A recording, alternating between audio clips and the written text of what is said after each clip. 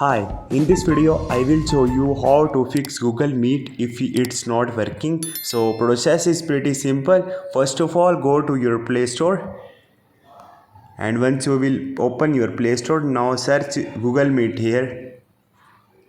Once you will search for it, you have to update from it here if it's not updated. So sometime problem is arise due to the not updated app.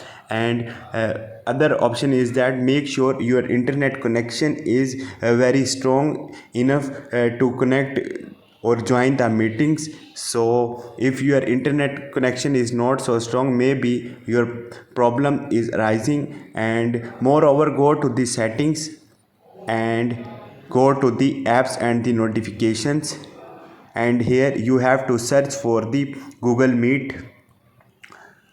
And from here you have to give all the permissions like camera, microphone, contacts, phone, etc. You have to give the permissions from here. And if you are using on the laptop and still you want access your microphone or camera, you can simply give the permission from the browser.